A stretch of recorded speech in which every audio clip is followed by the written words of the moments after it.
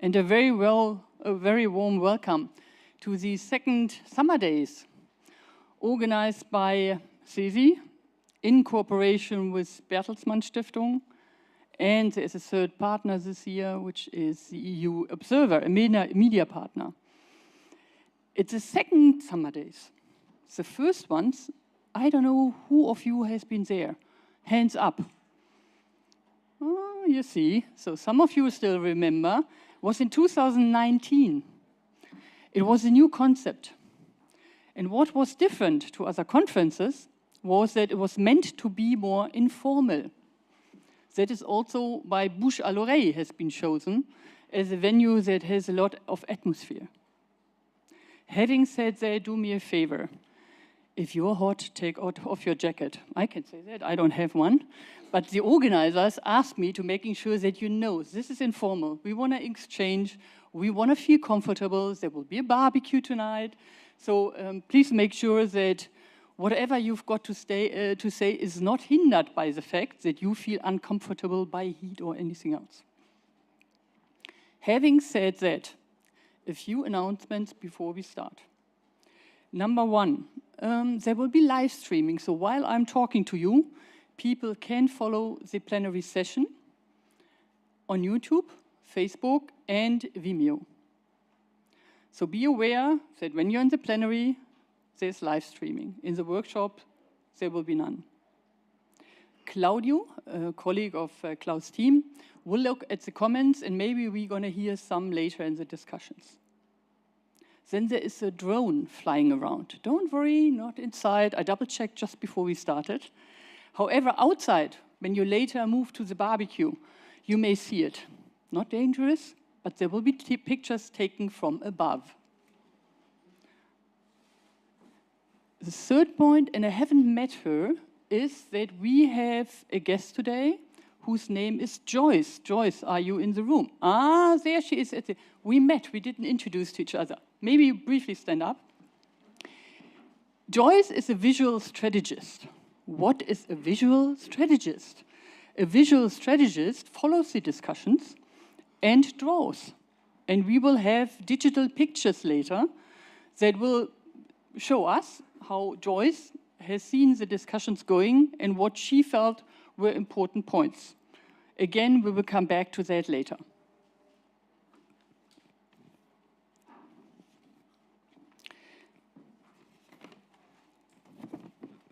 The topic of today, the green, digital, and the social, ensuring fair green digital transitions. Of course, as a moderator, when you're meant to moderate, you prepare yourself and say, oh, what could I say? There's so many experts, you need to say something intelligent. And that's sometimes a bit difficult.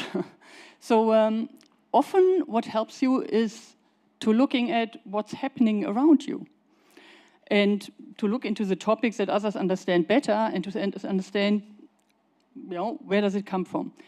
Who of you know why there is a Green Deal? Why is the Green Deal called Green Deal? Ah, you see, I've heard it this morning, so that is how well I prepared. This morning I was told Green Deal comes from the New Deal. The New Deal was something that Roosevelt in the States decided to go for in the times of recession in the 30s, where there was a need to really look into renewal of infrastructure, creating jobs, making sure the poorest of the poor were looked after. And there were different packages. And collective bargaining, for example, found its way into the American social system in these times.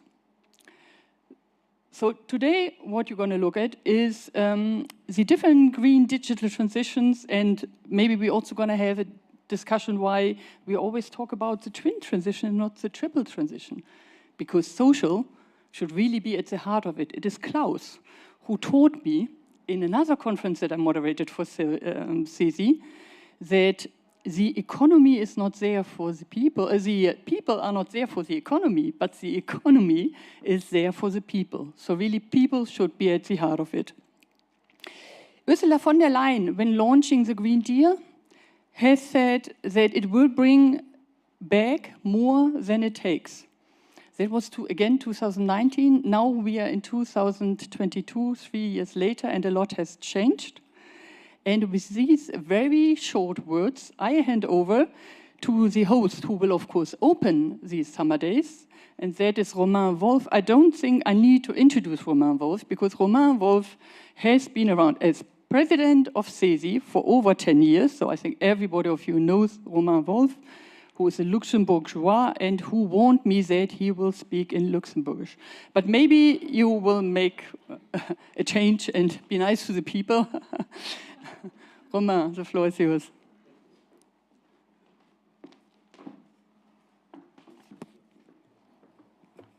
Yes, ja. Goedemiddag. So froh, dass ihr alle gekommen seid. Und das hat bestimmt ganz die interessanten Treffen. Detailer gehen ich recht herno. So, I do. Thanks, yeah. Thank you very much. Dear participants, dear friends, I will do it in English as I was told before. Really, I welcome you to the summer days.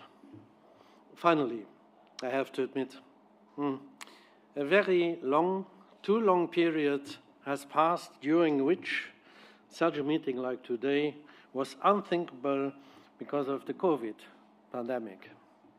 First, we tried some time ago to organize summer days, then winter days. All this has not been achieved, and now summer days again. It's really a big pleasure to see you all in person here, again in Brussels, and I hope we can go on like this for the next coming month. Dear friends, our meeting takes place in a situation, you know it all, of uncertainties. The pandemic is not yet fully over, and the unspeakable war in the Ukraine is still going on. For how long, I think nobody, also here in the room, nobody knows the right answer to this question. But one is for sure, the consequences are enormous. Rising energy and food prices, housing, for example, if you want to buy a house, especially young people are concerned by this. It's becoming more and more a problem for us all, well knowing that other parts of the world are even more dramatically hit by the danger of famine. On the other hand, we are confronted with high inflation, what leads to climbing interest rates, which are not only a problem for us in daily life, but also for especially those countries who are highly in debt because of the pandemic. One trend is clear. It's not a very positive trend. The rich get even richer and the poor, they get even poorer, and leading a decent life by working. Only by doing your work also gets more and more difficult because of high inflation, not only, but also because of that. And beneath all this, we have the climate change with all the consequences. For example, not enough rain anymore, even in regions where there has never been a lack of water. Dear friends, in this context take place now our summer days. The topic is a very important one, and I have also to admit, I've seen it again this morning, we have a very good position that has been worked out by a lot of our friends here of CESI. The green, the digital, and the social, ensuring fair green digital transitions in Europe. For me, two words are especially important: social and fair. The summer days are organized by CESI, as it was said before, in cooperation with the Bertelsmann Stiftung and EU Observer, and we are looking forward to 2 days of interactive workshops and also plenary debates. We all are aware that green digital transition will be accompanied by the creation of new jobs. It has also been said before. But on the other hand, also a large number of jobs, they will disappear. One important question that has to be answered will be if the working conditions in new jobs will be lower than in old jobs. I hear also a lot about reskilling, upskilling. Yes, training is very important, but it's not possible, I would say from my point of view, it's not possible for everybody, but at least everybody has to be accompanied in the best way we can do it. Undeniable, there will be many consequences for labor markets, employment, and working conditions, and that's why social partners, and in this specific case, trade unions, have to be fully involved. The social aspect is very, very important, and it should not be forgotten. Dear friends, I remember when starting work in the fiscal administration in 1982, 40 years ago. Yeah, it's a long time ago. And at that time, nearly everything had been written manually, and the digitalization came later, much later. Today, without digital skills, it would be impossible to do this work anymore in a proper way. We all need an efficient and good functioning public service in the interest of all citizens. The pandemic showed us how decisive and also essential public services are. And I think also that those countries with an efficient public service manage better to overcome the consequences of COVID than others. Some member states are already very advanced in digitalization of services provided to their citizens, but others in a lesser way. So the process has to go on. And if you want that such a process succeeds, you have to involve the personnel, you have to consider the workers' point of view sufficiently. I'm sure that digitalization that has advantages and also disadvantages, but I'm sure that these digitalization processes, they are important and by the way, not reversible anymore. They are needed. But as I said before, the personnel and their representatives, the trade unions, have to be fully involved. And here, at the end of my speech, I come to an essential point. The green digital transition needs, before all, a social dimension. No one has to be left behind. And here, it is the duty of the trade unions to accompany this process, because digital, environmental, and social sustainability, they are interlinked. There has to be a balance between the economic, the environmental, and the social. We need more social fairness. Some questions we are going to debate today are, for example, why should there be a social dimension to green digital transitions? Or what is the importance of worker participation in social dialogue, in real social dialogue? Because I always hear about dialogue and social dialogue, but it has to be a real one in transition processes. Dear friends, I think we all want a fairer world, and I think everybody longs for a more social Europe. That's why we are together today to discuss and to find answers to all these questions. I wish us all fruitful discussions and an interesting outcome of our meeting. So let's start. Thank you very much for your patience. Thank you.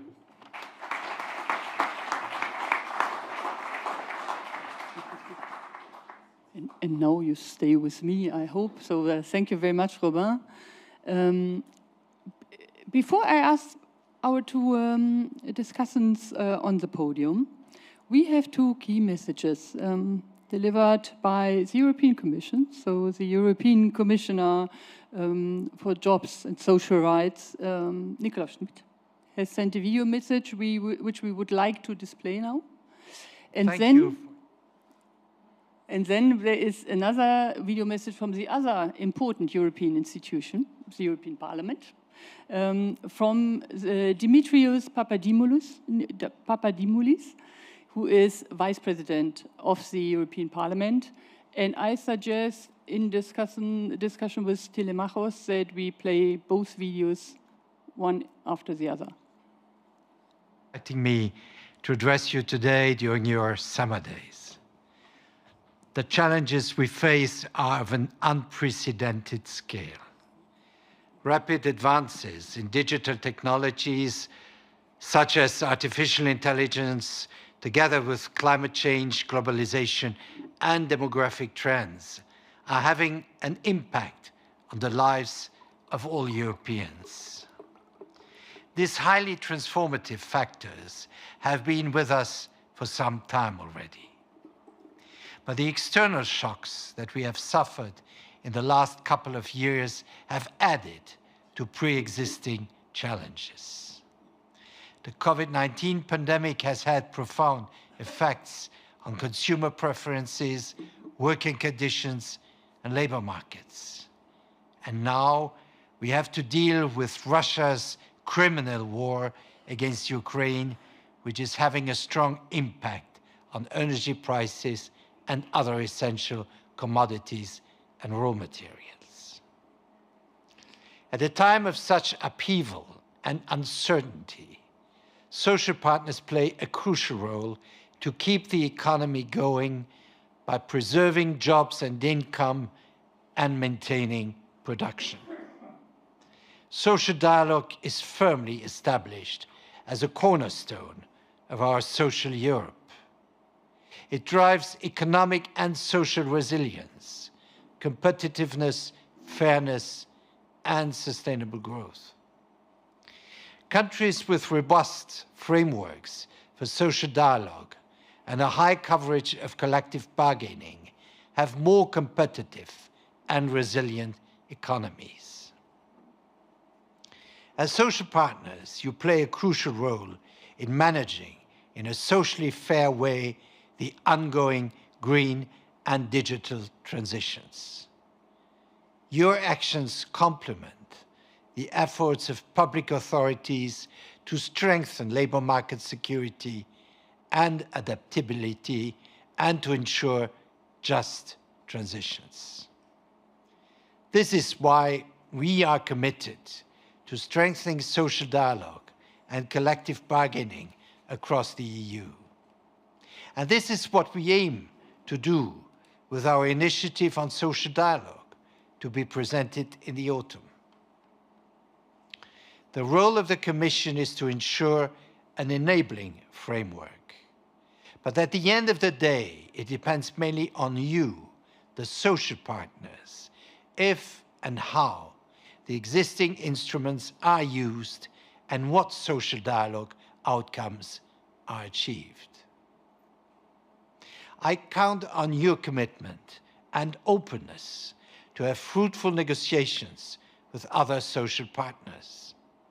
The collective agreements that you achieved are the essence of a healthy social market economy. I wish CESI and its members successful summer days.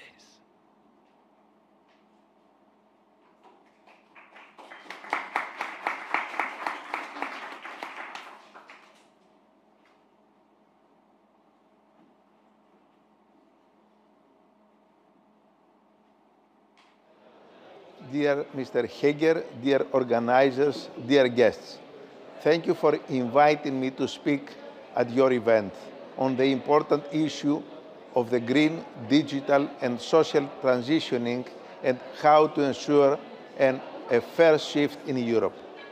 Unfortunately, I cannot be with you today due to other commitments I have in the European Parliament. The COVID-19 pandemic and the war in Ukraine highlighted in the most dramatic way the need for a strong and social Europe. It also revealed the inadequacy of current policies and structures. The Recovery Fund was a very positive step forward, but still much remains to be done. the duration and intensity of the pandemic crisis far exceeds the initial estimates. This, therefore, makes the initial positive step of the Recovery Fund not enough. We need to move away from the past failed procedures. We need a major development effort to recover from the crisis, to stimulate both production and demand, to allocate resources to social groups and member states based on their needs by defending labor. The recovery must be compatible with the European Green Deal and a starting point for a social Europe. Admittedly, the biggest and I would say existential challenge, not only for Europe but also for the world, is the climate crisis. The European Green Deal is a move to the right direction, but critical changes are needed in order to make the transition fair and inclusive. A significant increase in European resources must be made to ensure the transition of the most vulnerable regions that are dramatically affected by this change. There are also vulnerable groups at risk of social exclusion, unemployment, and energy poverty. The gender dimension and digital gap must also be taken into account. Moreover, EU funds from the Green Deal must be targeted more towards communities and small and medium-sized companies than multinational businesses. Along with the environmental goals, binding goals must be introduced to reduce inequalities, especially energy poverty. Otherwise, the transition will not be just and will lead to ineffective results. The recent European and global energy crisis make these changes even more necessary. As rightly pointed in the title of your event, the green and digital transitions must be fair and inclusive for all. As Vice President of the European Parliament, responsible for replacing the President for the European trade unions, as well as Econ, Budget and Regi Committee member, I continue to work towards these goals. Thank you very much for your attention.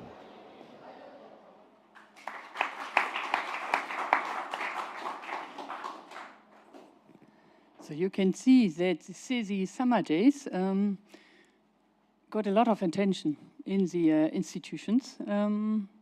And maybe we can come back to what was said in the two video messages in the discussion that starts now. So I ask Mustafa, who's my next speaker on stage with us, and Laila, I'm not sure if, there she is. Okay, Laila Chaby.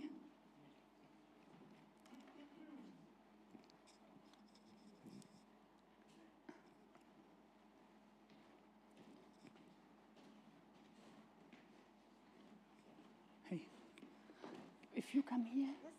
Perfect. Nice meeting you. Hey, Mustafa, we have back, but we off. Thank.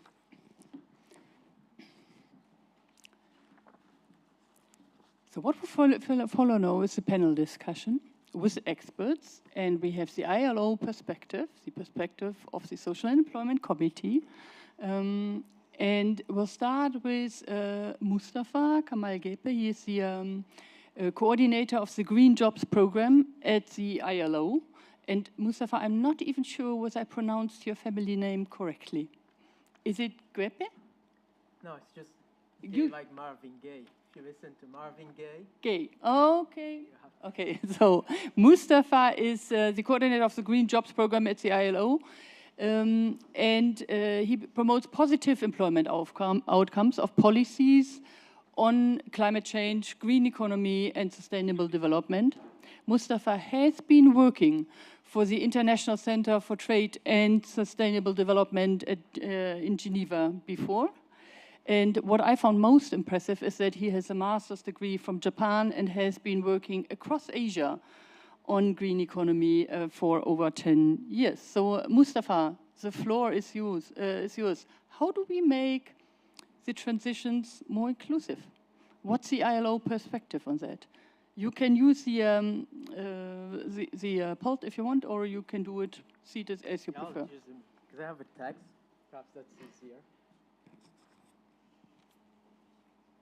Thank you very much, Kirsten and President Wolf, distinguished guests and participants. It's a real pleasure and an honor to be joining you today on behalf of the International Labour Organization on the CESI Summer Days. Please allow me to start by recalling the ILO Centenary Declaration on the Future of Work.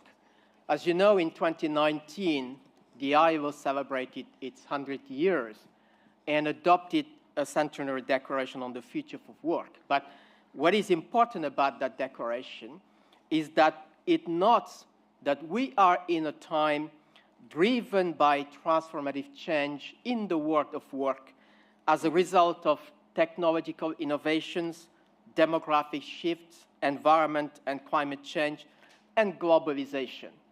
But also that we are in times of persistent inequalities, and these all have profound impact on the nature, on the future of work, and the place and dignity of people in it. Now, I wanted to mention that it's important to note that this event, in its title, refers to the green and digital transitions together. Conceptually, it is important because as much as different drivers shape the ecological transition on the one hand and the digital transition on the other, in reality and to a significant degree, the two are interconnected. Digital technologies, for example, the opportunity that we have today to use data to improve real-time management of natural resources and to plan and anticipate changes in the natural environment, hurricanes, for example, this is quite significant in facing the green transition. In the same way, the way that applications can be developed to manage waste, avoid food waste, facilitate collective mobility among people is also critical. And the capacity of blockchain technology and artificial intelligence and machine learning, they can all be deployed to address numerous modern environmental problems. However, I wanted to bring to attention that digitalization is not immune of negative environmental impacts.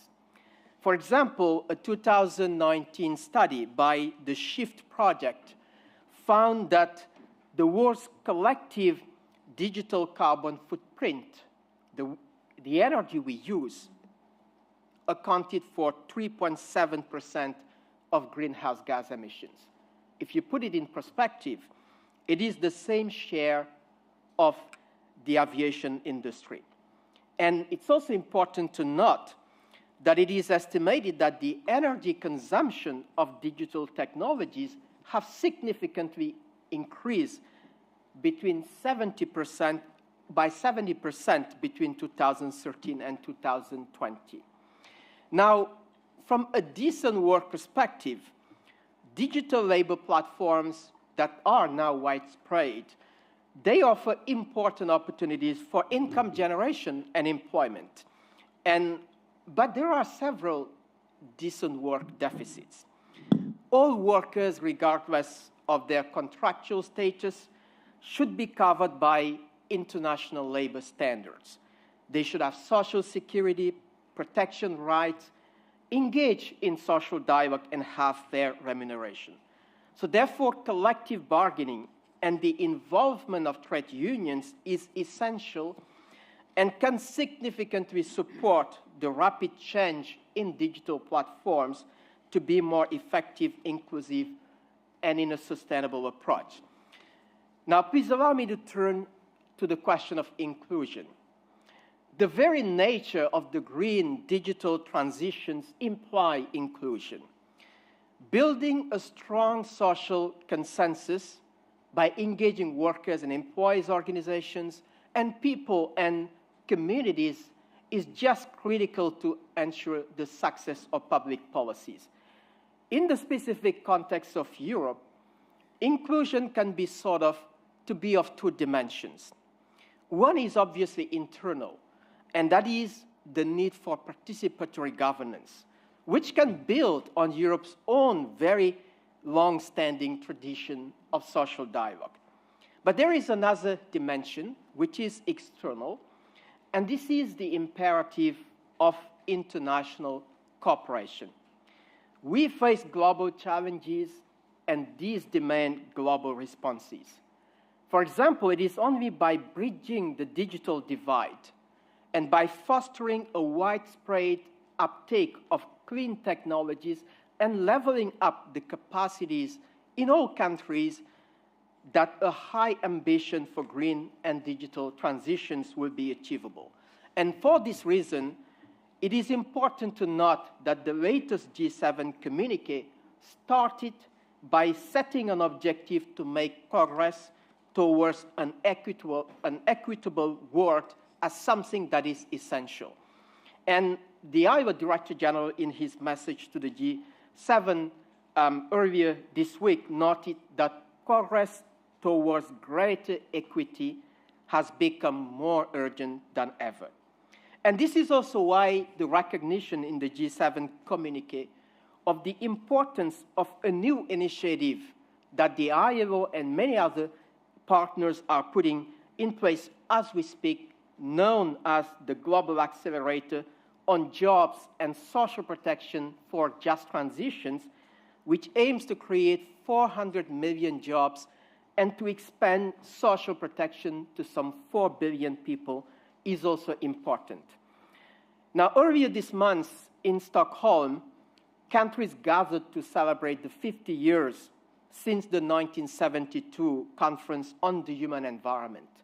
And if you have been in Stockholm, the theme was a healthy planet for the prosperity of all, our responsibility, our opportunity. And I think this is of utmost importance when we address the digital green transition. And indeed, because the responsibility to address complex interconnections between ecological transitions and digitalizations can only be met if we can forge a collective will to effectively turn these major challenges into a positive narrative. And studies by the ILO and many other organizations have found that a low-carbon transition and move to a circular economy could create an additional 100 million jobs by 2030. An action to address and implement the Paris Agreement only in the energy sector, we find in our assessments at the ILO that they can lead to some 24 million jobs by 2030, of which 2 million are expected to be in Europe.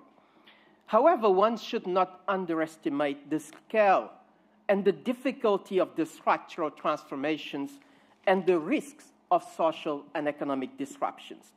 So therefore, policymakers, enterprises, workers, and society in general have to manage transitions that imply geographical and temporal complexities, job creation, and job destruction. So the policies, they must ensure distributive justice and avoiding regressive policies that could be hurting more the more vulnerable. So therefore, that's why a comprehensive policy framework is important.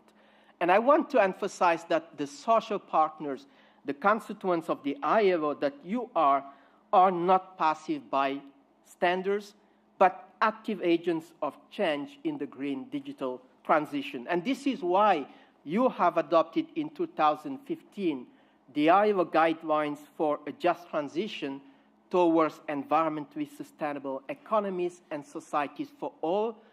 Those guidelines, they provide a comprehensive framework to marry labor policy with social and economic policy, such that the ambition that you have and governments have in the green and digital transition lead to more and better jobs, and that those that might be impacted negatively are protected. So I encourage you take into account those guidelines in the discussions, because they look at skills policies, enterprise, social protection, and all other areas of labor policies. Please allow me to end by mentioning that in March this year, the governing body of the ILO decided to place on the agenda of the 2023, which is next year, the labor conference, the theme of a just transition, including industrial policy and technology. And I want to mention that the proposal of the ILO office, the secretariat, was for a discussion on just transition. The addition of industrial policy and technology came from the workers' group. And we find this is critical, because industrial policy and technology will be indispensable in managing well the green digital transitions. So therefore, the ILC next year will be a critical moment to provide the much needed guidance for a just transition towards environmentally sustainable economies and societies for all. And we very much look forward to engaging with you in shaping that agenda and making sure that just transition, what it means in terms of content, what it means in terms of process, coming from a tripartite constituency, will shape what countries and actors around the world will do in this area. So thank you very much for the opportunity to join you, and I look very much forward to our exchange in this today and tomorrow. Thank you very much.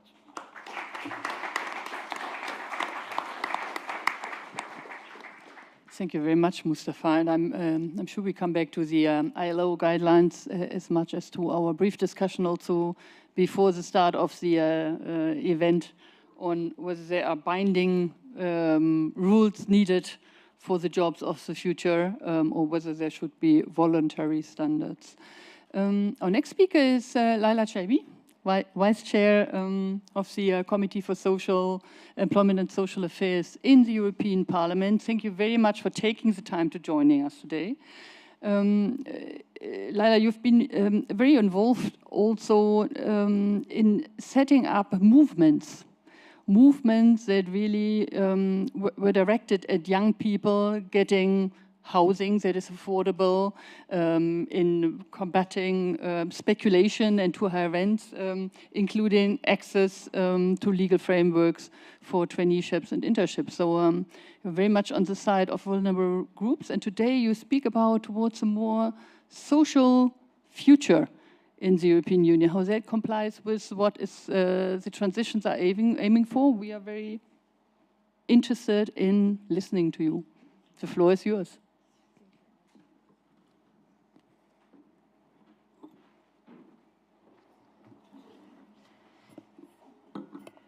Good afternoon, everybody. Thank you very much. Yeah, I was involved, but now it used to be when I was young, a long time ago. I was involved in social movement against housing crisis and against precarity. But I think now that I'm elected in the European Parliament, I'm still continuing this struggle, this fighting against a new kind of precarity, which didn't exist when I used to fight, when I used to be involved like 10, 15 years ago. This is what we call Uberization, a new kind of precarity, where you have the use of bogus self-employed people in order to avoid to employers to take their responsibility. And so thanks a lot for your invitation, and thanks as well for talking such an important topic. How to ensure that the digital transition and the green transition are fair and that the European Union become more social. I think this is, we've listened to the Commissioner Schmidt. This is now a priority. We didn't have that in mind in 2019 when I start being an MEP, but now we've had two crises, the COVID-19 crisis, the war in Ukraine, and I think for everybody now we need, it's a priority to build a social Europe, more than never. And I would like to start by talking about the first issue you raised, how to ensure that the digital transition is fair and doesn't have a negative impact on workers. Indeed, I think that the digital transition should not be taken as a pretext to undermine workers' rights. We see it very often on the file of platform workers. I was talking about that. The platform workers' rights. We are working a lot now in the employment committee on the project of directive for platform workers. When we are talking about platform, we're talking about Uber platform workers. We're talking about Uber's drivers, Deliveroo or Glovo's riders. And this is an issue which is my main subject of work. And very often, digital platforms explain the fact that they are using bogus self-employed to transport people, to deliver food. They explain it because the legislation is not adapted to them anymore. They explain that the current legislation is not adapted to the kind of work they are doing. And platforms argue that they need a new status, they would need a new status, a third status, specifically created for digital platforms. Without any surprise, this new status would give to the platforms the good part of the employee status. For the platform, you have someone with a subordination link, and also the good part of working with self-employed, which means you don't have labor law to respect. But for the workers, this is the bad part of both sides. No social protection, no labor law, and also no independence, no freedom to choose how you work, how you're doing your activity. And in reality, platforms are just fulfilling the prerequisites which indicate that they are an employer. Platforms like Uber, Deliveroo, Glovo, even if they said we are using the technology, so we are using the digital transition, so we are not anymore like the company used to be. But when you look at the things, they decide how much every worker is paid, they decide who will have each ride, and when they will have each ride, when they will have to deliver the pizza to another place, they decide it. They have a power of sanction that indicates that there is a subordination link. Sanction, control, directive. These are the elements of a subordination link. And so there is nothing new under the sun. Digital platforms just have to respect the law and the labor law like any company does. They should be employers and their workers should be employees since the moment they have a subordination link. If they are only connecting a real, genuine self-employed with a customer, okay. Oh, but you need to be real, truly genuine self-employed or genuine employee. And it's also a question of level playing field for companies to avoid unfair competition, and also a question of workers' rights. Of course, the legislator will not create a specific law for digital platforms from which the workers would be the first victims. Digital platforms are nothing new and should comply with the existing legislation.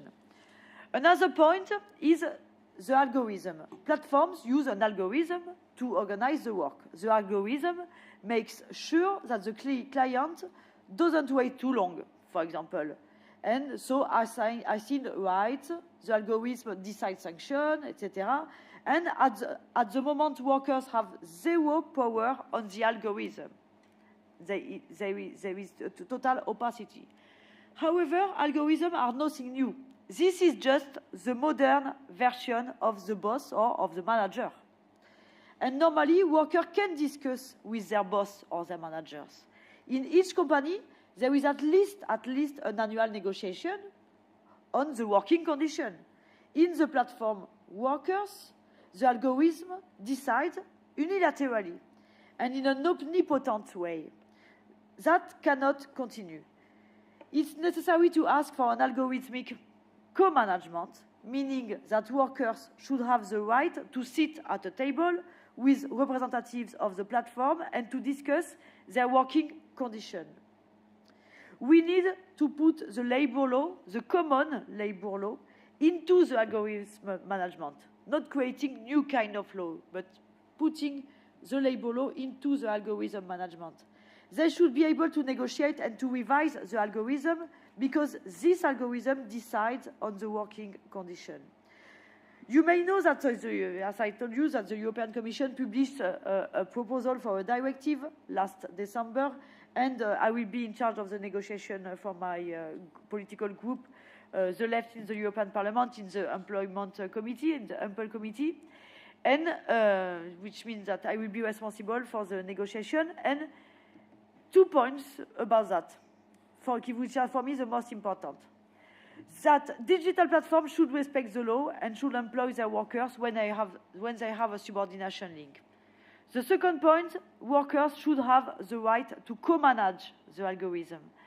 As workers, these 2 points are the core of the amendment I tabled on the European Commission's directive, which has just arrived on the European Parliament's table. We are going to start the negotiation next week. And the challenge is crucial, since there is a whole labor market that could be impacted by this digital transition, and therefore all the workers could be Uberized without a real work contract and without labor law if the legislator doesn't act. We start by the pizza, sushi delivery, platform work, but if we create the possibility to avoid, to make a kind of third status between employed and self-employed, tomorrow, all the workers are going to be concerned, and tomorrow, this is a way to break the labor law for all the workers. This is the issue. So the second key aspect you are talking about is the green transition. I think it's important to underline that the green transition should be done for and with the citizens, for and with the household, and not harm them. You know, I'm French, and in my country, I'm from the country of a social movement which was called the Yellow Jacket, les Gilets jaunes. Maybe you've heard about it. People protesting against a tax. At the beginning, the movement was people protesting against a tax on the price of fuel. They already had difficulty paying their rent and their bills, and they would not have been able to pay an extra tax on their cars' fuel. Therefore, I'm very worried when I see that the European Union is thinking about extending the carbon market, called ETS2, to road transport and buildings. Indeed, this extension will directly impact vulnerable households that have already difficulties paying their rent and their bills. Of course, I totally agree with the climate objectives of the European Union. My group was even more ambitious.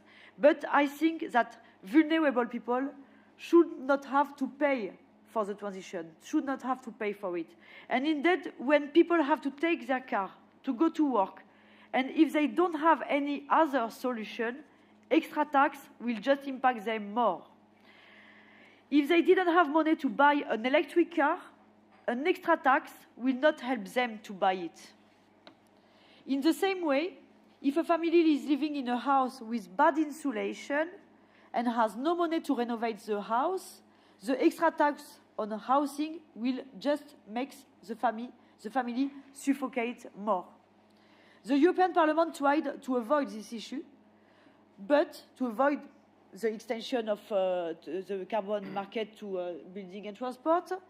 But the position of the Council, which has been found the day before yesterday, last morning, put the extension of the carbon market to housing and road transport again on the table. And I think a transition that ignores people, or worse, that worsens their situation, will not work. Once again, transition should be made with them. To conclude, I would like to underline one more time that digital and green transition are necessary and welcome. But they shouldn't have a negative impact on workers or on people. If it does, it means that the European Union missed its goals. Workers should be part of the transition and their rights should be respected when they work for a digital platform. And households should be helped and accompanied through the transition. They shouldn't have to pay for it. Thank you very much.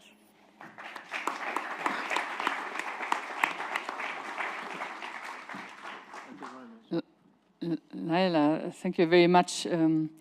We heard you saying that don't put extra pressure on households that are already struggling. In particular, in the current situation, we have high inflation, we have rising energy prices. Let me address the first question to Romain. So when you listen, what's the perspective of your trade union on rising energy prices, and what would you expect from the European Union and from the institutions to do to alleviating what is currently being seen across Europe? I did this one. Yes, thank you. Yes, I fully agree what has been said before, that you have to take the persons with you. They have to be included in the process.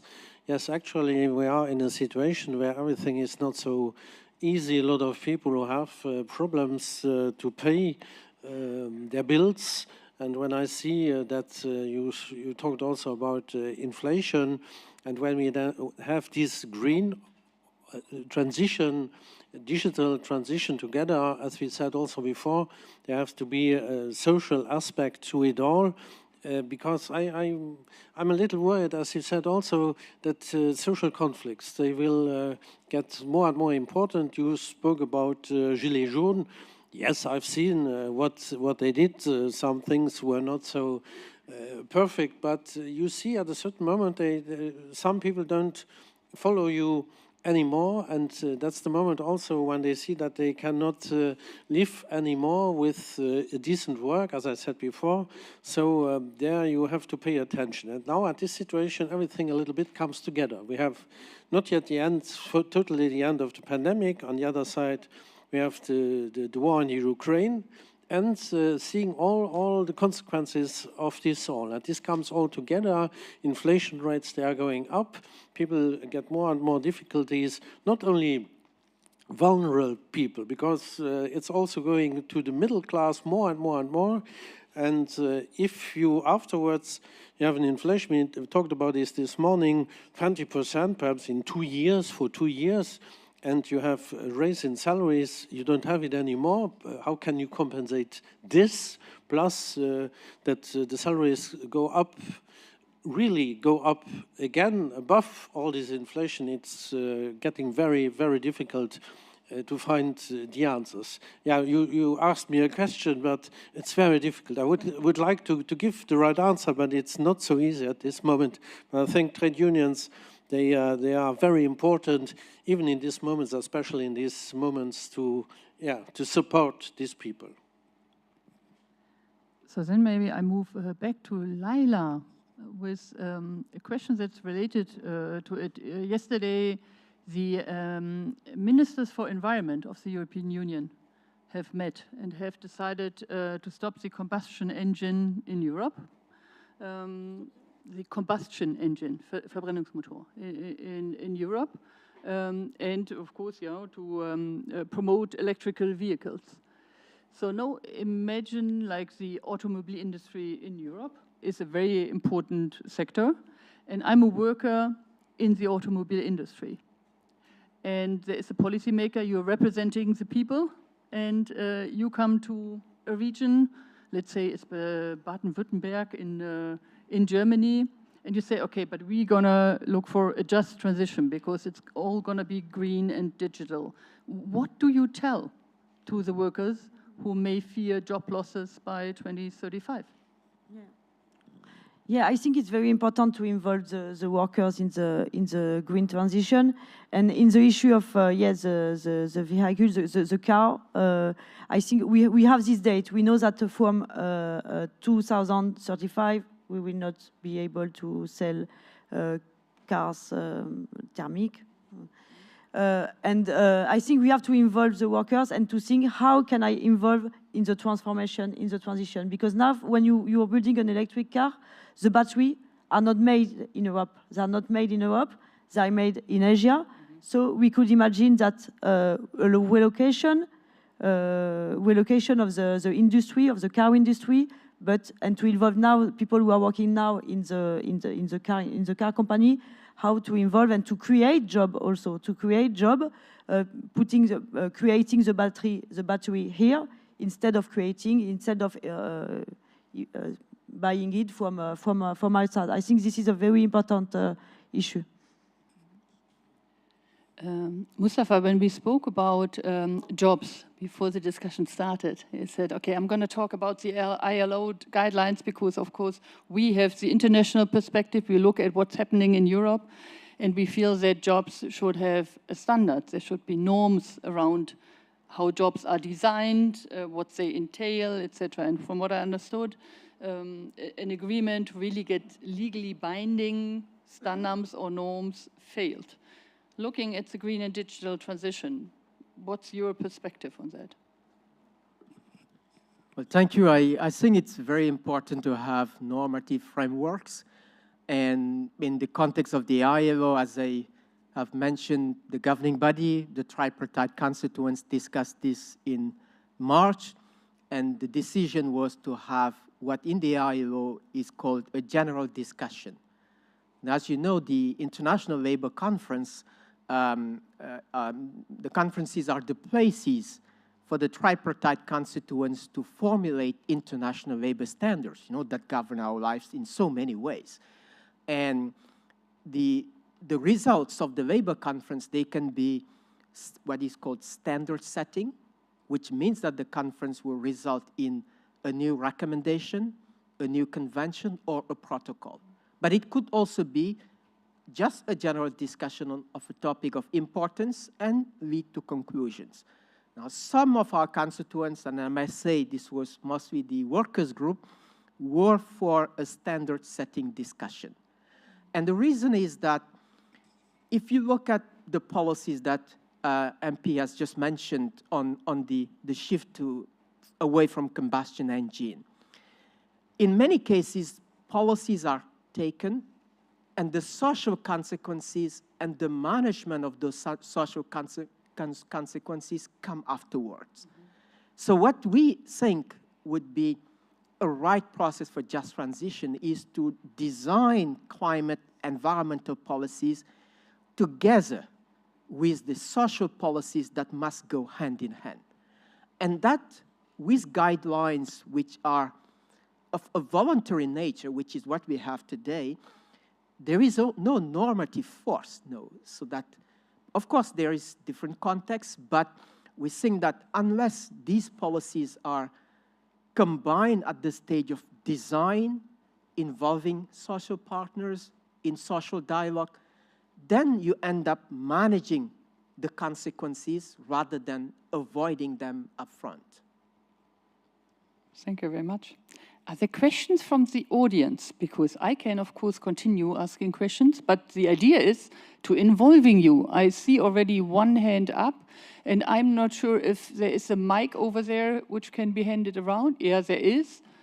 So maybe someone from the CESI team can hand it to the gentleman there in the corner. Thank you. Yes, thank you very much. Hendrik Merkamp from CESI, from the General Secretariat. I wanted to come back to the issues that were raised on the automotive industry. I'm also from Germany, and we were discussing this also in CESI recently, that to the best of my knowledge, it's a fact that the assembly of an electric car requires less workforce than like a standard car with the combustion engine. So I think what is the fact is that we will lose jobs there. And the question is, what do we do with these jobs? And there perhaps it is helpful also to look at the other sectors. We know that, for instance, in the care sector and many social jobs, there will be many jobs who will be needed. We need to find out, we need to see how we can fill these jobs. But I think a real problem is, how do you turn a person who has been a car mechanic for 30 years, how do you retrain him to become a care worker for old age people, for long-term care? I mean, this is a colossal task, no? How do we approach this? I mean, I don't know, public employment agencies, can they manage this? I think this is way too big of a task, but I'm a bit lost for answers as well, but I think this is a vital issue to approach and to tackle, isn't it? Thank you very much, Hendrik. Another comment, another question. I see Klaus' hand. I'm still... Okay, Klaus. Yes, thank you very much. Since Henrik gave me this nice pass that he's somewhat lost, I'm lost too, and therefore the question here also to Mustafa. You said, Kerstin was referring to what Commission President said in 2019, we will get more back than we will lose. And you outlined some of the parameters which, according to you, should be in place so that this can indeed happen. And you also mentioned that environmental policies, for instance, should be designed together with social partners in the future to make sure that these basically policy fields are being tackled at the same time. Can you again repeat basically what you said? Because I'm not sure I grasp everything, because for me it remains of a tremendous complexity also. And also to join here, Henrik, on that question, what does it mean? Because we will have certainly in the groups and the breakout sessions discussions about the future role of trade unions. Can we simply defend the interest of our members? Is that enough? Or do we have to step in new policy fields, like, I don't know, fiscal policy fields, economic policy fields, trade, if we speak of, I don't know, critical raw materials and so on. So what are, according to you, the parameters which should be in place in order to make it, as Mrs. von der Leyen said, a bigger win than a loss? So if I understood correctly, Mustafa, that question went to you, so I hand it over to you. Well, thank you. I think it's a very important question, and the way we see it, and I'm speaking as a staff, and obviously our constituents have their own views and they know the context much better than we do. However, the work we have been trying to do at the International Labour Office is first, when working with constituents on employment-related policies, to take into account the opportunities and challenges that environmental and climate change bring in the world of work. So that when we design national employment policies, we know already that these are opportunities and challenges related to environment and climate change, and they could be embedded in a way in employment policies. But it's also the other way around, which is engaging in the design of climate change policies to infuse in them the imperatives of decent work and a just transition. And this is absolutely in line with the Paris Agreement on climate change, because the Paris Agreement notes the imperatives of a just transition for the workforce and the creation of decent work. Now, concretely, what we try to do is to engage with countries when they formulate their nationally determined contribution on climate change. As you know, the NDCs are more or less the short-term programs on climate change, which countries had to update every 5 years according to the Paris Agreement. And at Glasgow last year, they decided that 5 years is even too long, and that countries who can every year should update their NDCs. But now, if you look at the first round of NDCs that were tabled in 2015, almost none of them referred to decent work and just transition.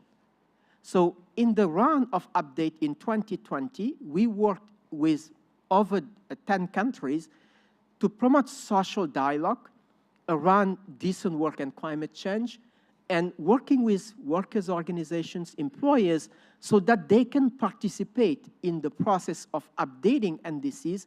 And therefore, we have a number of countries in Europe, but even beyond Europe, in Argentina, in Nigeria, in Costa Rica, etc., where the NDCs have now specific language on decent work and just transition. So that's the other side, because if climate policies are designed completely ignoring labor and social policies, then you are missing a major enabler. And that's what if you see the Intergovernmental Report on Climate Change, the last IPCC report on mitigation says clearly that a just transition is an enabler of ambition. It cannot be possible to have ambition if you don't have actors in the world of work involved in the beginning. So therefore, that's this effort that bringing environmental issues in employment policies on one hand, and on the other, we must engage in climate and environmental policies to put in there the right labor and social policies. Thank you. Thank you very much. Does someone else want to come in? Because I said to Laila, I have a few provocative questions for you, so if you don't mind, I will then ask them. But there is another one, and I'd like to give it to the audience first. Thank you. You spoke just of provocative questions. I'm afraid my question will be a little bit provocative.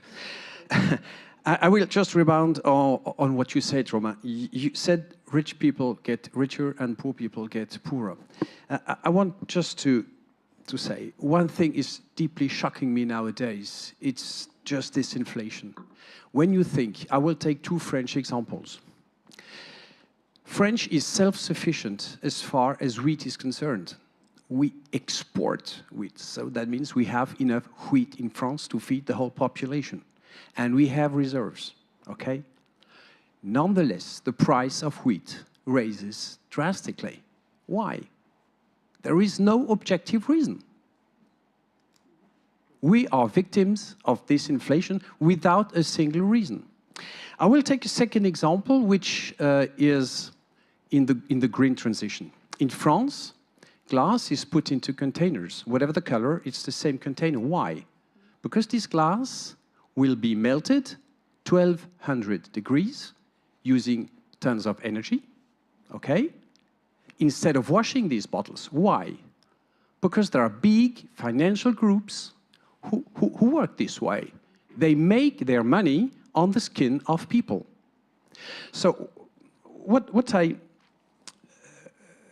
shocks me is that we always speak about social affairs, about involving people in these processes. But the more we speak of it, the more we can only see what you said, is that financial groups make more and more money, and the population pays the bread, I'm French, we eat bread, more and more expensive. So what can official policies, European, international, whatever, do to find a right balance between regulation, social, and finance? Thank you very much.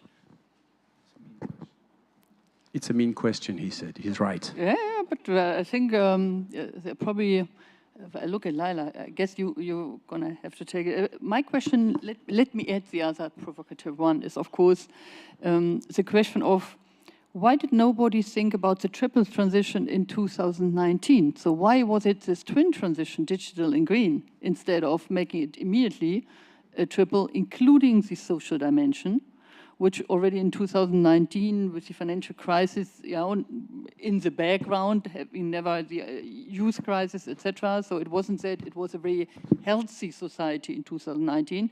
It just that the crisis wasn't that imminent. Now, of course, it is very imminent, and I've heard Dimitris Papadimoulis say that we need to stimulate demand and production, which is something I guess everybody would support, but it's very difficult with supply chains that are interrupted. And so if I were an employer, what I would now say is, okay, we are in a very, very difficult situation. I don't even know how I can drive my business anymore in the times to come. So, you know, there must be really cuts.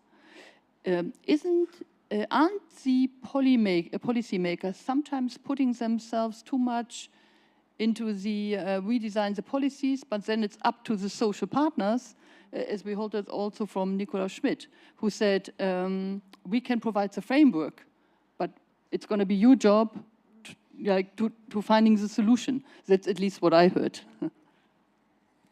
I think I share your what you are saying. Yeah, I mean, it's true that it's like the European Union, the European stakeholders don't speak now like they used to speak a few years ago. And during the crisis, it's like European Union has been made based on the market, all the public policies was guided, was based on the issue of the fair competition, etc., etc. And we saw during years and years that the social justice would come after the market would be implemented. After the market would be implemented, like that, he would come from the sky. Yeah. Like we were aware a bit before the crisis, before the COVID-19 crisis, since people, in the European Union said, okay, it's not going to come like that with the implementation of the market. And since 2017, we had the social pillar, the European social pillar in Göteborg, the Göteborg summit, saying, okay, now we have, if we want European Union to continue, if we want people, that people still is going to vote during the election for the European Union, we cannot anymore think that we need to think about social Europe. But it was only word. The social pillar in 2019 was only word, was only principle, also without action. And since we had the COVID-19 crisis, we were aware that it's a need now to stop buying product, mask or anything, and make them come from the other part of the earth. We need to produce, to relocalize. Relocalize. Thank you. Thank you. My English is not. Voilà. Yeah, we need to relocalize. It was like there was a change of mind, and we see something that we were very few to say. It was only, well, sometimes the left wing, and even sometimes the very left wing. But many people since the COVID crisis, said, okay. We need to relocalize, we need to produce here, we need to think about social justice. We cannot anymore think that the market would be, the implementation of the market would realize the social, would fight against inequality, etc., etc. We changed our mind, and we had the social summit in Porto in 2020, I think, 2021, saying there is action, but I agree with you that it's still okay. We are giving a framework, and this is to the social partner, but also to the member states, to implement and to find a solution. I think we've made progress.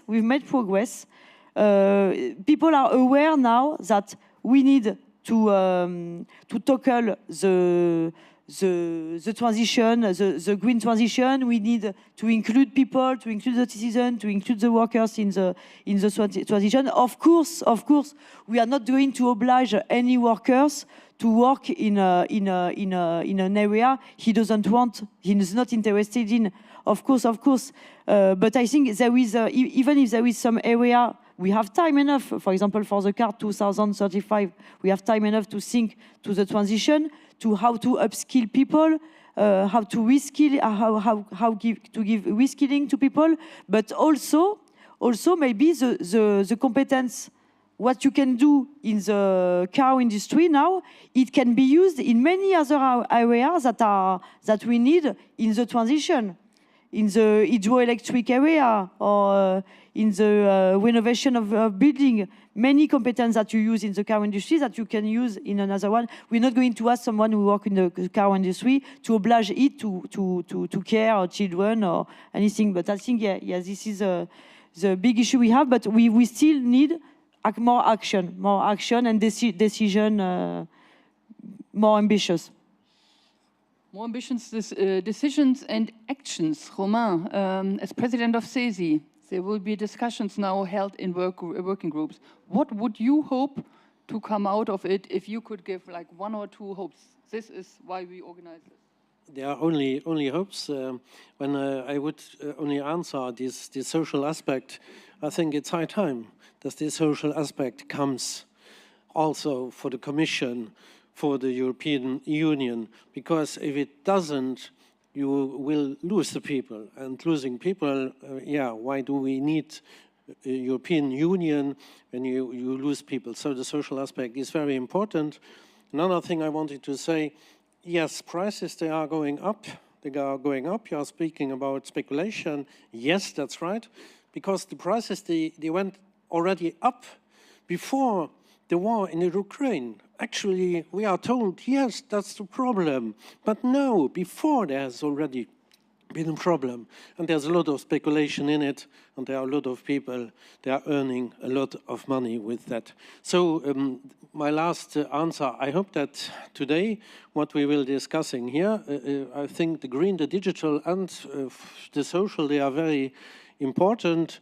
There will be interesting discussions, and what is one of the main tasks is that it comes out that you have to take the people with you. You have to do it with the people and not alone. So that, I think, is very important.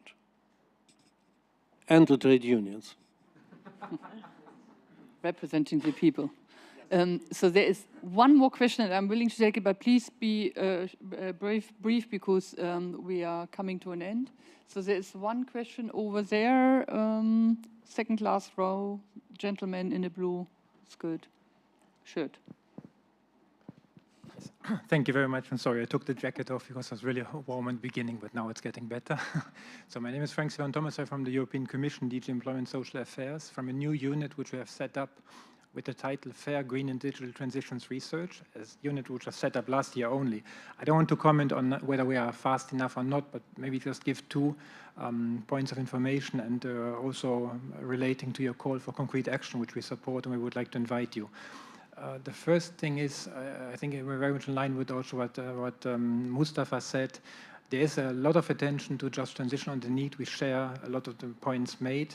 And looking back into documents, you do find attention to it. Maybe we have not been concrete enough, not gone too far, but let's say already the 2018 long-term vision had this famous sentence, we need to integrate social aspects upfront, not as an afterthought, this will not work. And what we are trying to do is, I think, to put this in practice. And also in 2019, we had a report on the European labor markets, which looked at sustainability along its three dimensions, social, economic, environmental, and we argued we have to think those together, and we have to develop it together. So I think the attention was there, action plans and so on need time. Points taken. Second point, as part of the Fit for 55 package, we were tasked in July to come up with a proposal for a recommendation on fair transition, because the first Fit for 55 package had a lot of social answers, but also acknowledged that there are wider employment and social impacts which need to be addressed. So it asked the Commission to provide, come up with a proposal, recommendation, providing guidance to member states on how member states should address at their level and at sector, local levels, regional levels with social partners these questions. This recommendation was adopted unanimously 2 weeks ago by the European Council. It's out now. And I'm just making the point because there are a lot of follow-up actions. I think many points you make on reskilling and so on are highlighted there, in line also with Ilo Guidelines and other actions in the field. But we also make a very concrete, there's a very list of concrete commitments by the Commission to follow up with stakeholders, have a regular dialogue, and also to monitor it through the European semester, and stop with this, through the Energy Union, because like the national NDCs at European level, you have the National Energy and Climate Plans, 2019-20, where it was the first round where every member state got a recommendation on just transition.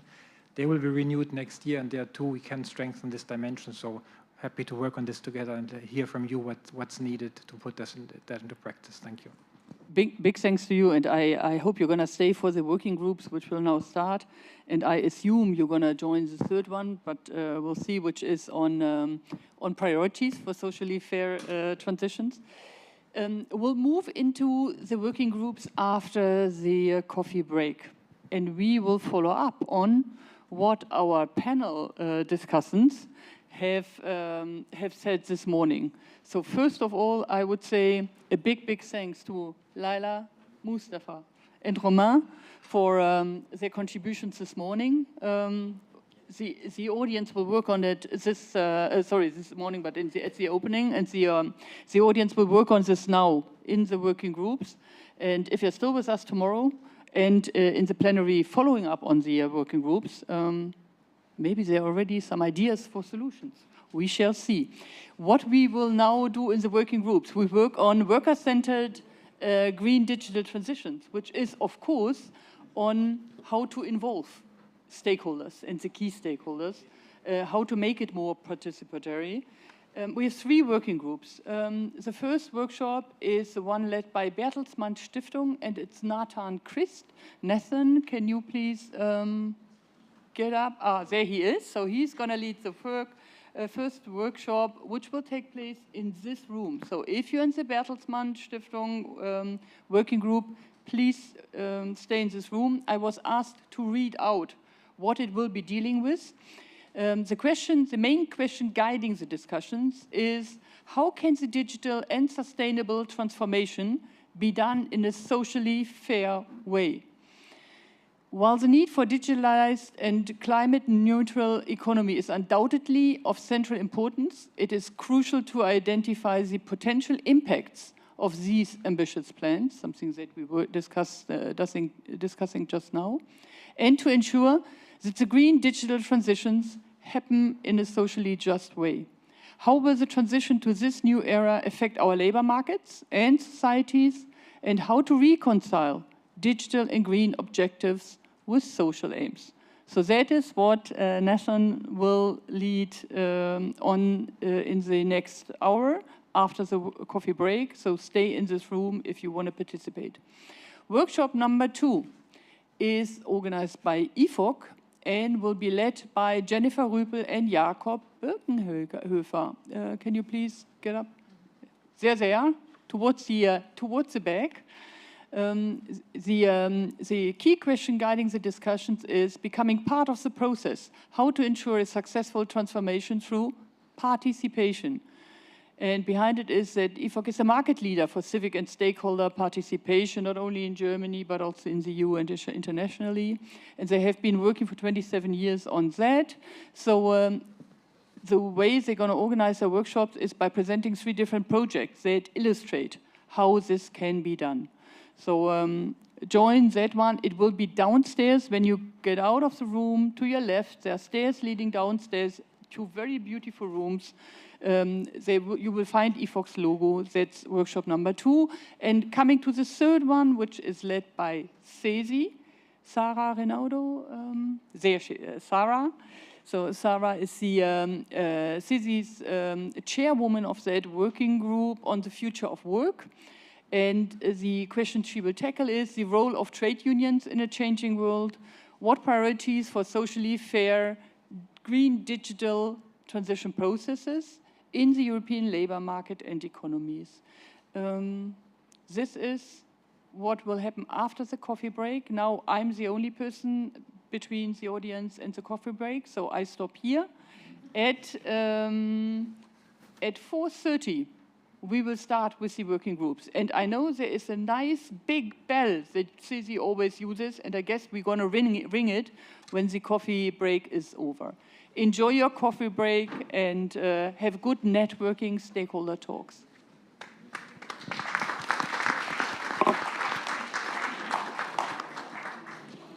Thank you very much.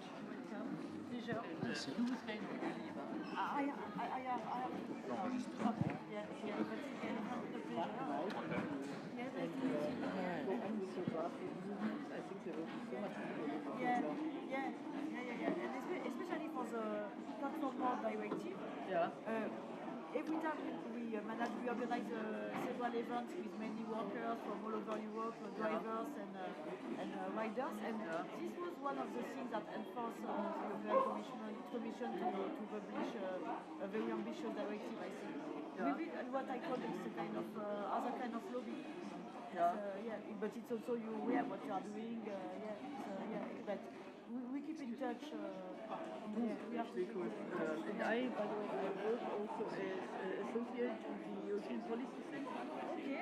So I would suggest that, in principle, my colleague Laura should have been here. I know that she didn't find childcare, so she's not coming. But I recommend that perhaps she invites you also Okay. to some of the discussions. We need more of these. Okay. Movement voices. Okay. Thanks for Bye bye. Bye bye. Merci beaucoup. Ah bah ouais, ah bah oui, vous parlez français. Oui, moi je suis originaire du Sénégal. Ah d'accord. Oui, bien sûr. Merci beaucoup. Merci beaucoup, c'est vraiment un honneur. Oui, bah ravi, pareil. Oui, permettez-moi de... Ah, oui, ah bah attendez, je vais chercher ma carte. Florine, tu veux passer mon sac, s'il te plaît? Non, je vous envoie. Oui, c'est OK. Non, je pense qu'il y a beaucoup de questions. Présenté de manière très Bon, un peu posée.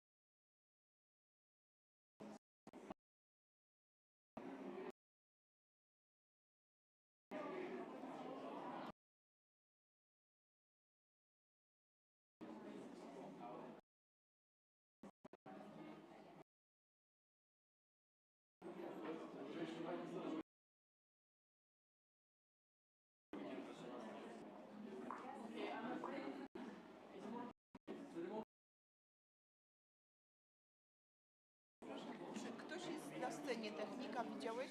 Nie, tutaj nie ma nikogo.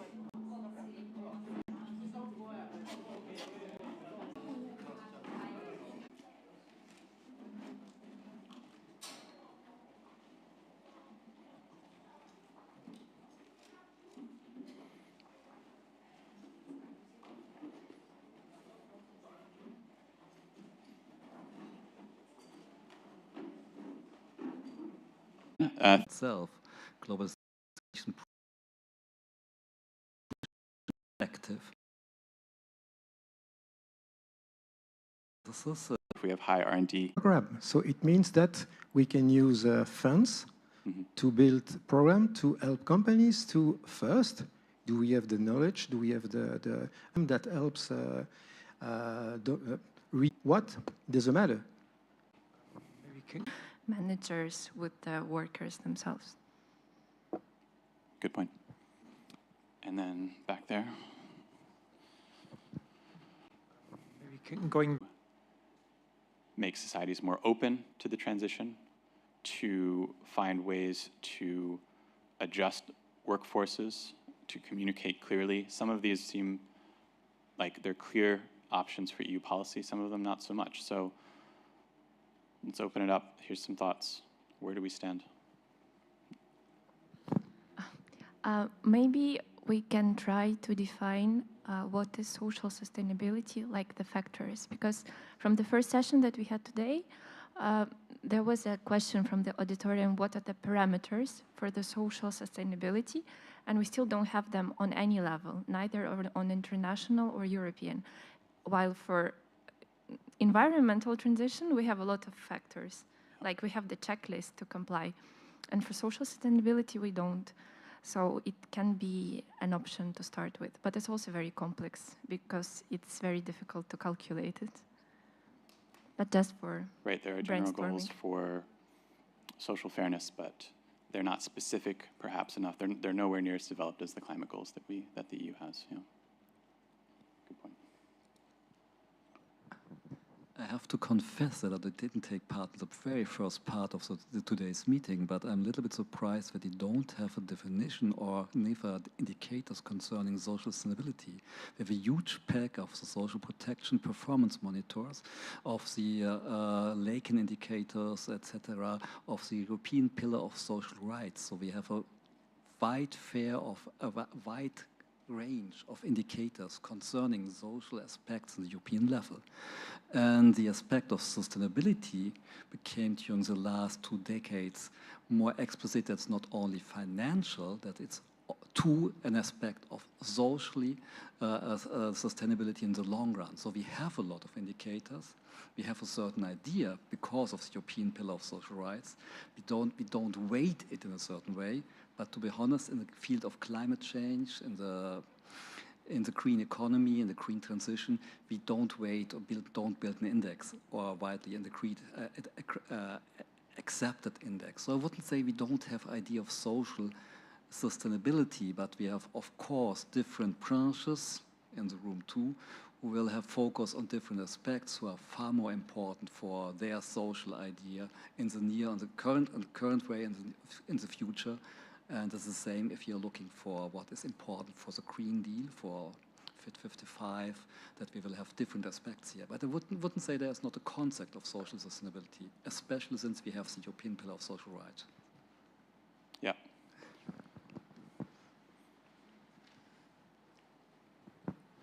I just wanted to make a little remark. I think it's really difficult to define the role of the EU, especially in social policies, since, for example, I work in social security policies, and it's such a national competence, and the EU can just coordinate the national systems.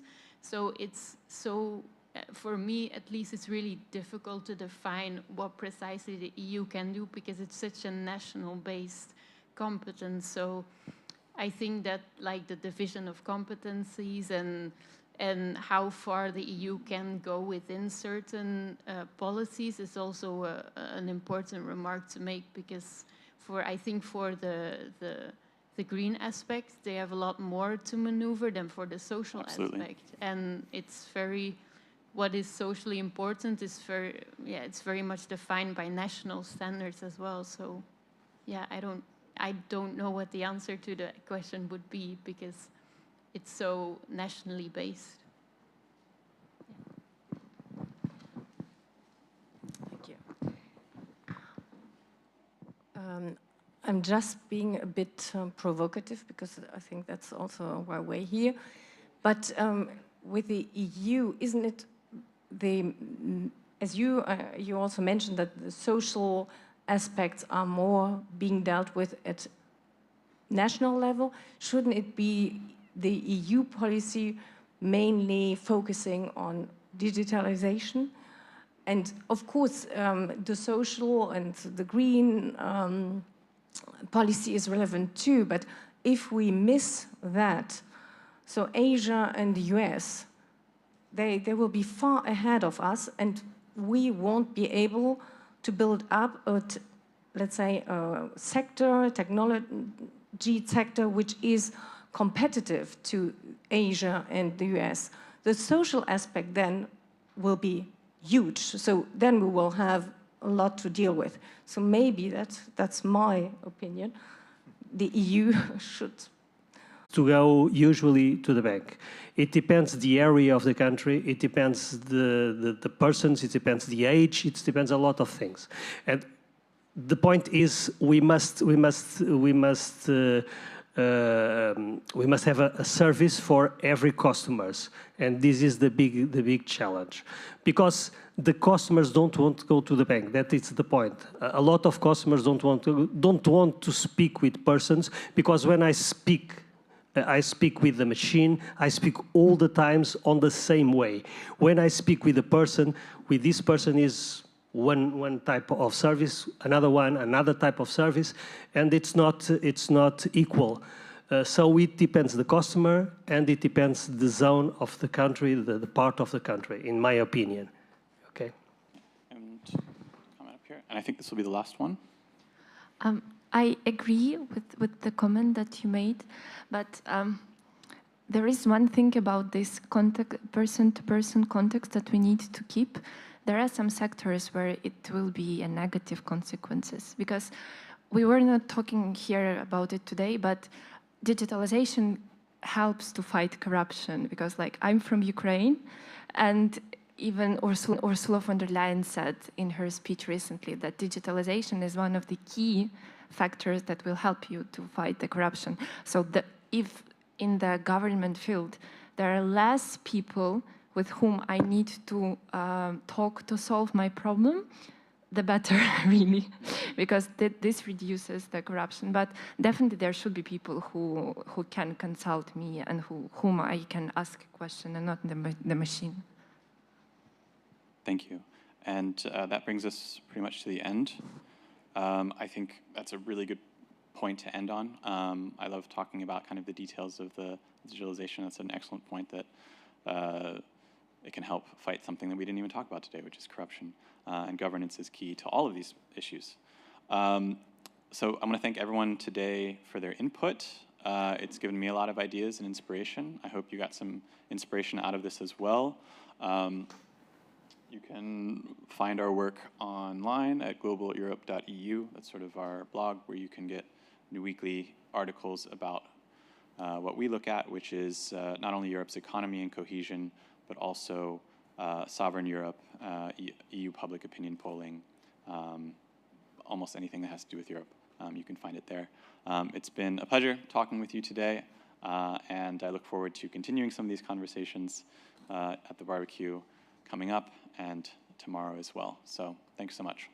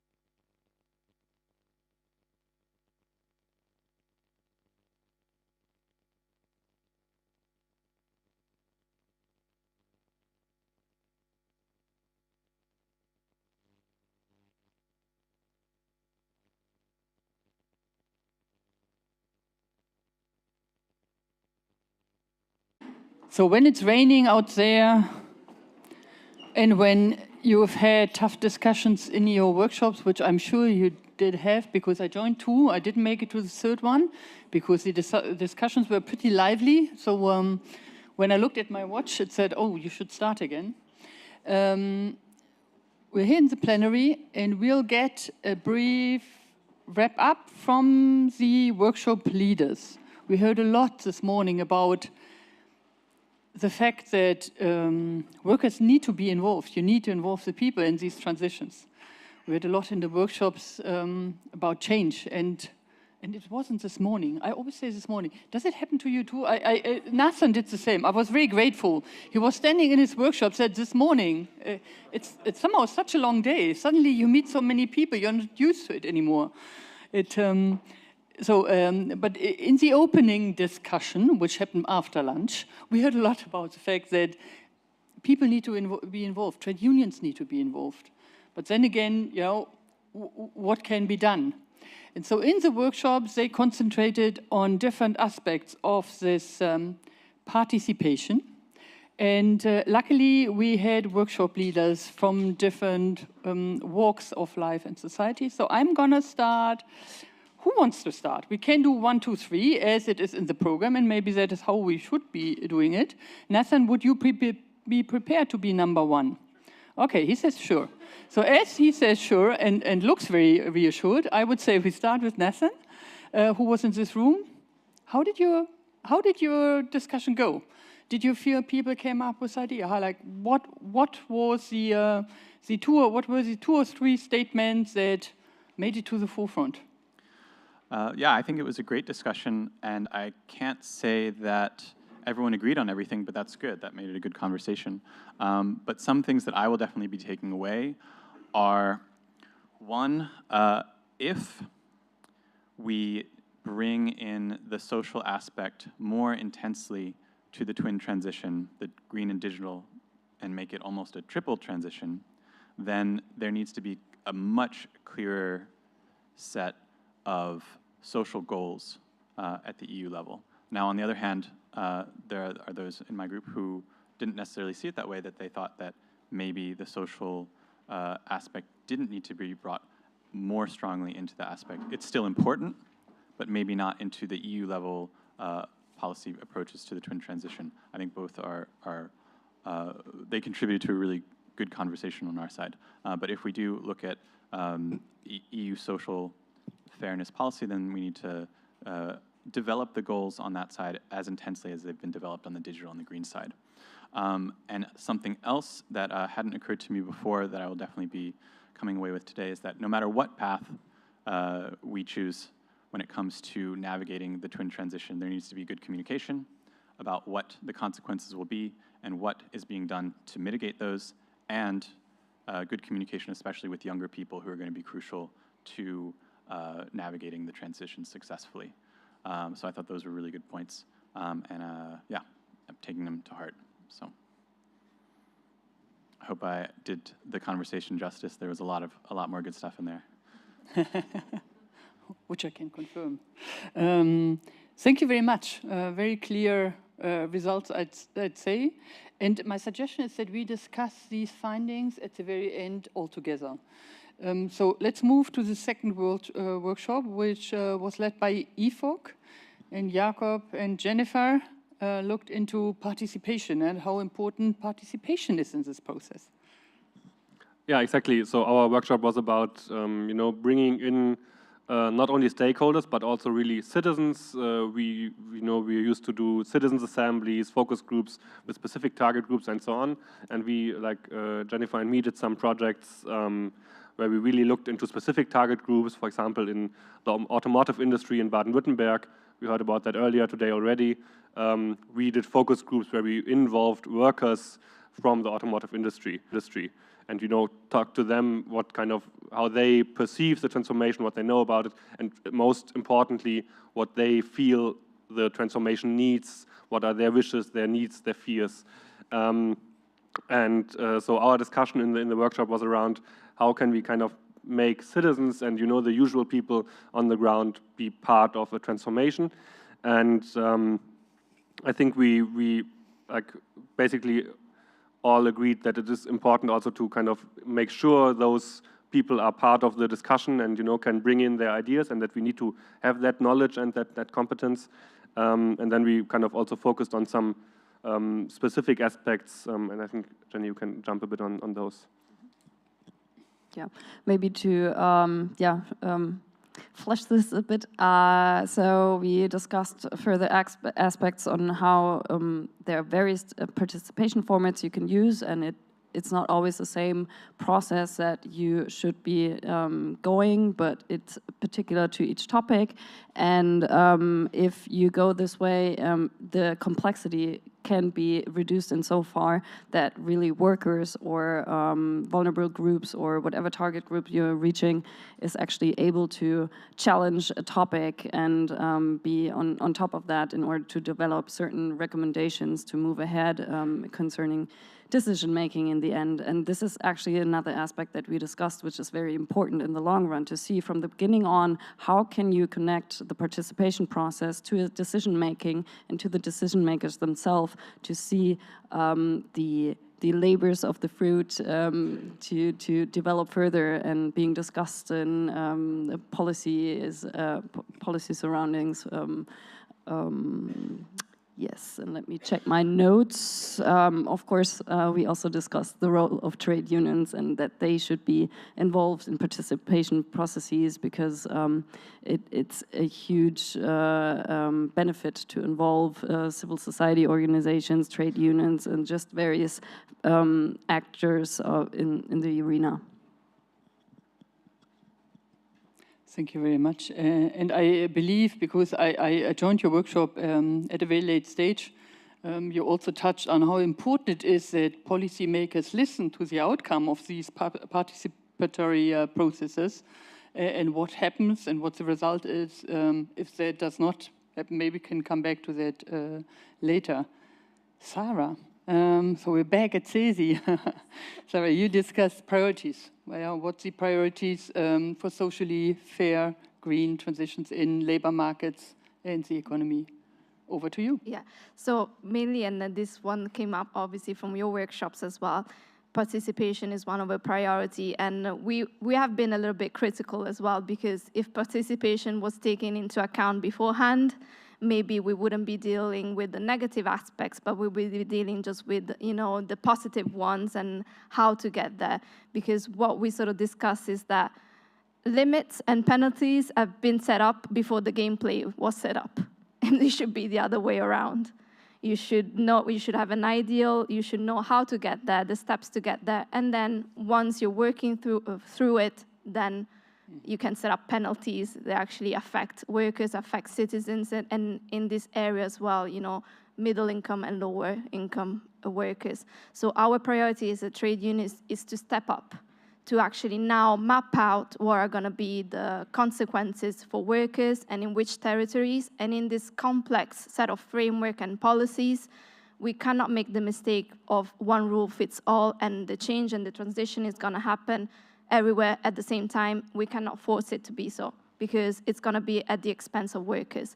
So we need a mapping, we need to analyze all the different aspects, and our workers are going to be affected. We're going to need lifelong learning, upskilling, reskilling, and we need regional, municipality analysis of the workers and how they're going to be impacted and how the transitions will have to take place in those areas, knowing farewell that they're not going to be happening at the same time and at the same speed, that they're going to affect people differently. So these are the main priorities for us as a trade union.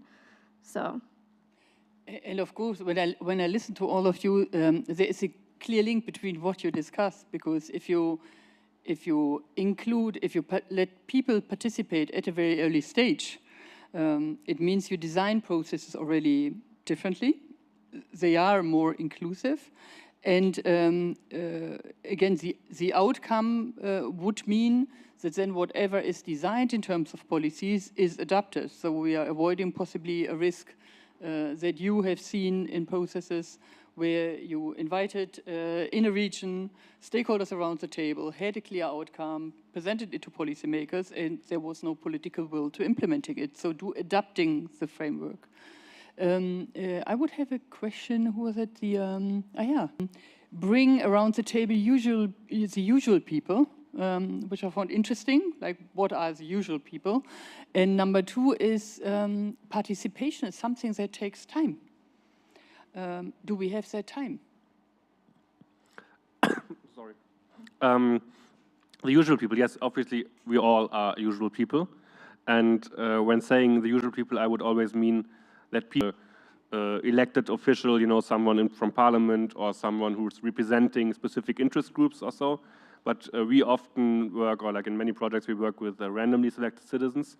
And that would maybe now be the frame, the usual people, not only because they are just randomly selected. Obviously, among those randomly selected, there can be mayors, there can be people from trade unions and so on, and there should even be, and it is the case, but they do not come in their capacity as representing a trade union or representing a political party or something, but they come in their capacity as a citizen.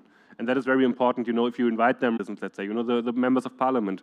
And suddenly we had the situation that the citizens that were randomly selected said, no, we are the citizens. And then the elected ones said, no, but we are the citizens. We were elected by you, you know, and suddenly there was a bit of a conflict who's actually now the citizens. And obviously they're all citizens in different roles, and they need to find ways to cooperate.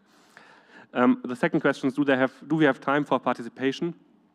We don't have time, so we need to make people participate. That would be my answer. You know, if you look at the whole transformation and what needs to be happening and how quick, we can only win that game, you know, of now looking at climate change and measures that needs to be taken, and you know, kind of making the transformation work when we make sure that people are part of the game and that they are participating. And I could give some very, let's say, easy example on that. For example, in Germany, I also explained about it in the workshop, the major train company, the Deutsche Bahn, nowadays, whenever they build a new track, they would always make sure they start with involving the people in that region, different stakeholders, politicians, citizens, you know, the people that are there for nature interests and environmental aspects, but also the trade unions and people that work there and so on, and start the discussion with them. So before even one engineer sits there and starts planning the track, and we could go this and that direction, they first talk to the people, and they do that because in the end, they are much quicker with the solution, because they learn from the region, and also that's the one thing they learn, and they can much quicker kind of, you know, plan their track, and they have a conflict which is kind of settled, and so there won't be any court cases or something. If you do such a big project, usually someone would go to court and say, no, I don't want that train track to be built like this. It might still happen that after a good participation process, people will still go to court, but then it's for the court, it's much easier to say, no, there was a good process behind it, everything was sorted, you know, all the arguments are done, so you can start building. So actually they win time by participating, by like making people participate early. So I would say we don't have time, so we need participation. Yes, I want to open the, thank you very much, and again, to me, it brings me back to Sarah, but before I ask, and what, so linking what Nathan has also been presenting as an outcome, but I want to open the floor to the audience. And knowing that you've worked very hard, I wonder if there is a comment, a question. We have the gentleman over there. Thank you. Dirk Anton van Mulligen. I sometimes consult with CESI. I was with Sarah in the workshop, and es mal auf Deutsch zu sagen, die Europäische Kommission, die konsultiert sich zu Tode. But sorry, because I think I do speak German, and I'm happy to translate. The European Commission is consulting and is asking for participation continuously. But there's a difference between having a dialogue and actually giving influence on the process. And I think that is where a lot of times things don't go as well as they should. And when you look at a transition, we're living not as just in an era of change, but in a change of an era. It's very important that no one is left behind and that we take everyone along. And that requires what I call buy-in from the people. They have to buy into the proposed transition. And that's something different than just being heard in a focus group or what have you. No, it means that there is actual influence on the outcome, on the process.